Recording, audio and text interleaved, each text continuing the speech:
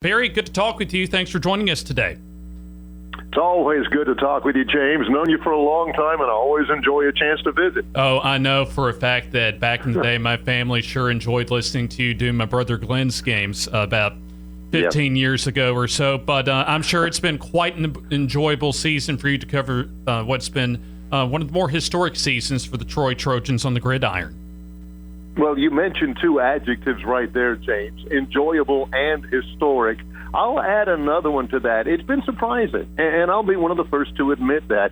It's the second season for Neil Brown. He was a former offensive coordinator here and came from the University of Kentucky last year, 4-8. But, so many of the games last year that were lost close. Weren't really sure about what this team was going to be capable of this year. But I think as much as anything, what really started getting some people's attention with this Troy team was that Week 2 loss at Clemson. It's the only loss on the schedule so far. Troy fell at Clemson 30-24 and had a touchdown on a fumble recovery that was blown dead, that was highly controversial. So really it was at that point that people started maybe noticing Troy and what Neil Brown has done to this point, and they despite the loss, they've continued to build and work towards some really good chemistry, some very exciting defensive play into, for the first time, not only the top 25 ranking for Troy, but the first top 25 ever ranking for a team out of the Sun Belt Conference. So, yeah, these are exciting times in Troy, without a doubt. And just talk about some of the impact players that have been able to make this historic season happen. Well, two names on offense obviously come out. One is Jordan Chun. He's from up, not really far from there, up in Madison County, Alabama, in Gurley at Madison County High School. And he's a guy that'll play in the NFL. He's leading the Sun Belt in rushing. He's 17th in the nation in rushing with over 115 yards a game. Big, strong guy with some speed. The other one is the quarterback, Brandon Silvers. He is a third-year starter, just a red shirt, gray shirt junior, so he's an older player in the program, and he has been just really good operating this offense, with the run game. He's completed passes to 12 different receivers in the game 2 weeks ago against UMass. But defensively has been where the real improvement has been made. Vic Koenig used to be a coordinator at Troy way back when. He's also been a D coordinator at Clemson and at North Carolina, was a head coach at Wyoming. And he really has gotten this defense into an aggressive mode. They've intercepted 16 balls. They've forced a ton of fumbles, 24 sacks. So there's a lot of things to like individually about this football team at Troy, but they've really sort of meshed together wonderfully. The chemistry for this team, I would say, James, is really the biggest difference in this team from 4-8 last year to 8-1 this year, is that it seems as though everybody is sort of pulling together, where in the past that wasn't necessarily the case. As far as this season's concerned, from your vantage point, when was that point that you thought this team could be special? Well, I mentioned the Clemson game, and you never want to look at a loss and say that it was a moral victory. Losing is never acceptable at Troy. So that was a game in which maybe they proved something a little bit to themselves. But I'll submit to you that the next week Troy goes to Southern Miss.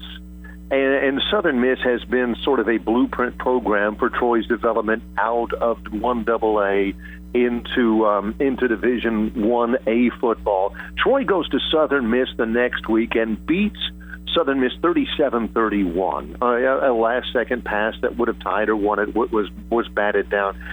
And I think at that point, with two straight strong road wins, priming them for Sun Belt Conference play, is really when that belief I'm talking about and when that chemistry I'm talking about really started to take root. You can look at it and you can hear the coaches talk about it, but until it really starts showing tangible evidence of translating onto the field, none of that really means a whole lot. And I think that Southern Miss win on the road in Hattiesburg was really for Troy when it started translating onto the field.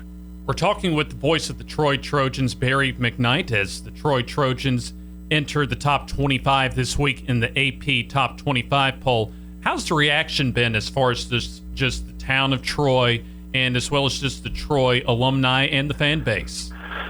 Well, it's been overwhelming, really. There's been so much pride in Troy University. There are many branch campuses across Alabama. There's a strong international presence. There's a strong online presence with Troy. So the campus itself and the town itself is small, and it's been, knocked on its ear, just as excited as they've been. But what's really been heartening is the response from the fan base. Troy had such a strong entree into Division 1A football. They won 5 straight Sun Belt Conference championships under Larry Blakeney when we first got into the Sun Belt Conference. But the last one of those was in 2010.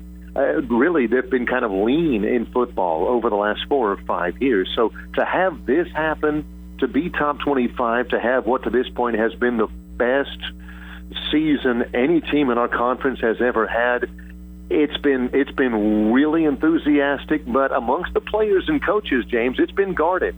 We've got a game coming up on Thursday night on ESPNU. Troy brings a 6-game conference winning streak in against Arkansas State.